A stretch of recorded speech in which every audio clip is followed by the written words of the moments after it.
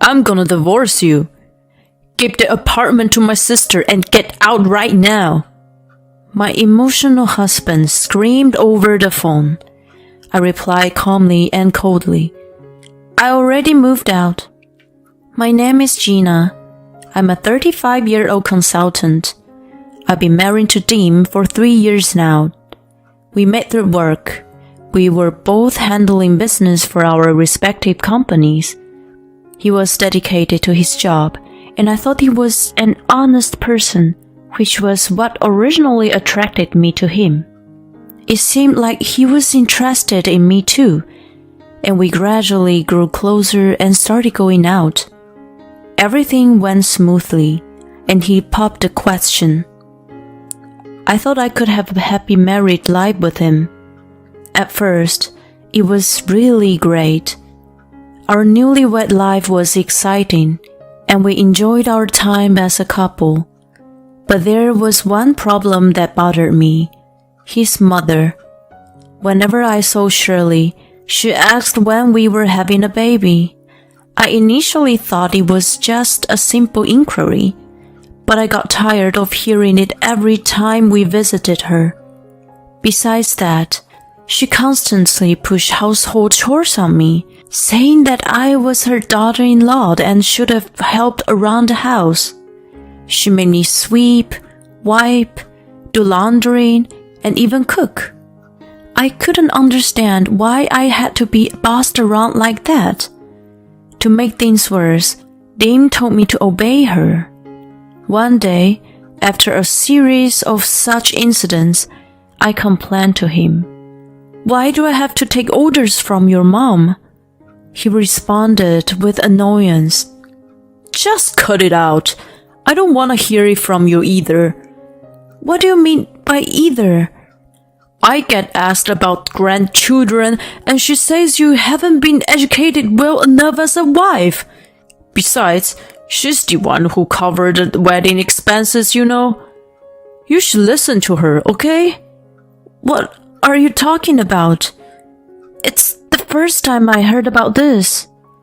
When we got married, he had told me he'd covered the wedding and had paid about $20,000.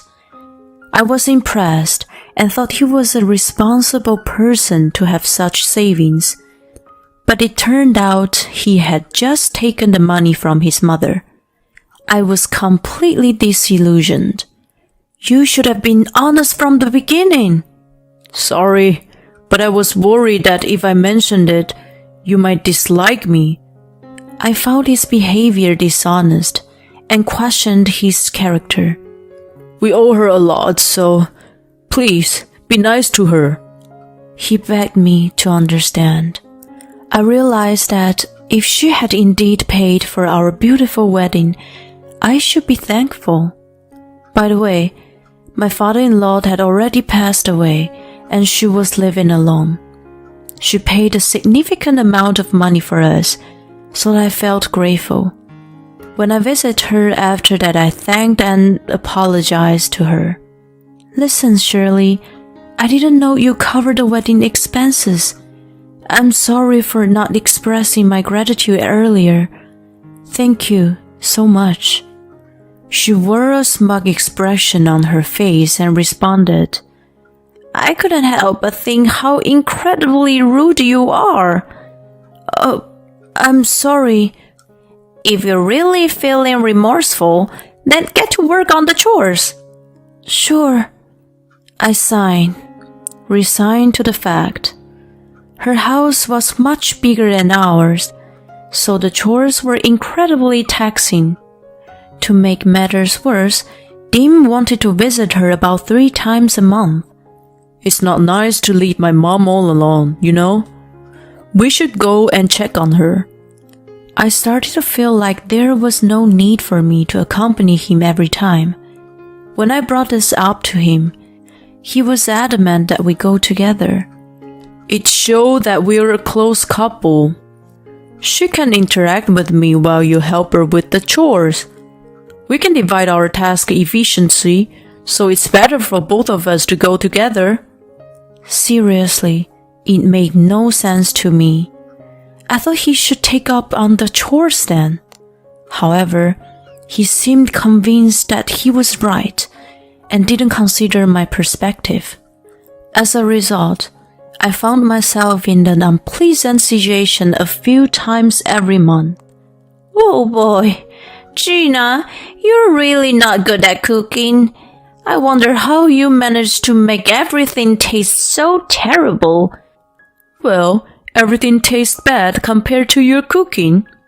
Oh, Dean, you always say such nice things. I'll cook next time then. I was relieved that she'd take over the cooking, thinking it lessened my burden on our next visit. However, her cooking was incredibly salty and unpalatable. It was evident that she used seasoning heavily, and even a small bite was enough to make me lose my appetite. Nevertheless, Dean happily exclaimed, "See, your cooking is the best." Oh, Dean, you really get it. Gina's food doesn't have any flavor at all. I thought, no way. It's just that your cooking tastes like nothing but salt and herbs. They completely overpower the natural flavors of the ingredients. She looked at me with a satisfied expression and asked, "So, how is it? Delicious, right?" Yes. I forced myself to finish the plate, but I felt incredibly nauseous afterward. I told myself to cook from next time, but then I thought I'd rather not have a next time. It didn't make sense for me to accompany Dean, so I came up with a plan the next time he wanted to visit her. Oh no, I seem to be running a fever. Really? Yeah, it's 100.6 degrees Fahrenheit, but Shirley wants us to come together, right? Don't blame me if I pass it to her. Upon hearing this, Dean became flustered. No, you don't have to come. I'll go alone. You stay home today and get a rest. I internally celebrated the success of my plan with a triumphant cheer. It had been a while since I had quality time to myself, and I could finally relax and recharge. Dean decided to spend the night at Shirley's place, giving me even more free time. That made me realize how much I needed to have some time to myself. So, I started using the same strategy every 2 or 3 times. But if you overuse the sick day, it was bound to raise suspicions. Do you really have a fever? Well, the thermometer says so. Then measure it again right now. I hesitated, thinking my scheme would be finally discovered. While measuring my temperature, I slightly rubbed the thermometer to make it read high, but if I had to take it in front of him, I couldn't do that. See, it's 96 degrees Fahrenheit. It's not a fever, but it's even on the lower side. Have you been deceiving me all this time? Lying to your partner? That's just not cool. You were the one who lied to me first, you know. What did you say? Remember when you tried to look cool and claimed you paid for the wedding? You're not different. God damn it, stop bringing up old stuff like that. Anyway, we're going to Mom's. You better apologize to her. Yeah, right. I'm not going anymore. Don't be so selfish. Don't act like the world revolves around you. You're no exception to what was said, you know. Don't assume that I should always obey you in everything. Anyway, I won't be visiting your mom so often. If you're concerned about her, go on your own. Never mind then. He seemed taken aback that I was standing my ground, and eventually gave up for the day, leaving on his own. If we had to fight like that every time, it'd take a toll on me emotionally. I wonder if there was a better solution. I could have figured it out on my own, so I went to consult with my parents. Oh dear, so that's what's been going on. That sounds a bit selfish of him. Yeah, no matter what I said, he always prioritizes his mother. Even when I don't want to go, he forces me. I've been thinking about separating for a bit. When I explained the situation, they came up with a suggestion. How about living in one of the apartments we own? Really? Is that okay? I knew they invested in real estate. They earned quite a bit from rental income. Plus, my dad had a well-paying job at a large corporation, so they had substantial funds for investment and owned several properties. They offered to let me use one of them. It became vacant recently. We were in the process of finding a new tenant. You can use it as a second home. Whoa, thanks. I immediately moved the essentials to the new apartment. I bought some appliances like a fridge and a microwave and some low-cost furniture. I had been so frustrated with Dean that I decided to live separately for the time being. While he was at Shirley's place, I left a note saying, I won't be back for a while, and left the house. As expected, he bombarded me with calls, but I ignored them. After about a week, I was shocked to see him waiting in front of the apartment building. Why are you here? You're having an affair, aren't you? What are you talking about? There's no way. Then whose apartment is this? I've been following you and seeing you return here every day after work. You're an only child, and your parents live in the house, right? So the only explanation is that you've been going to some other man's place. I was completely disgusted by his behavior. That's so creepy that you've been following me around. It's your fault for suddenly leaving me. I'm renting this place by myself. It's just me here. Don't try to feed me such an obvious lie. Then why don't you come inside and see yourself? I reluctantly let him into my apartment. There was no evidence of another man living there.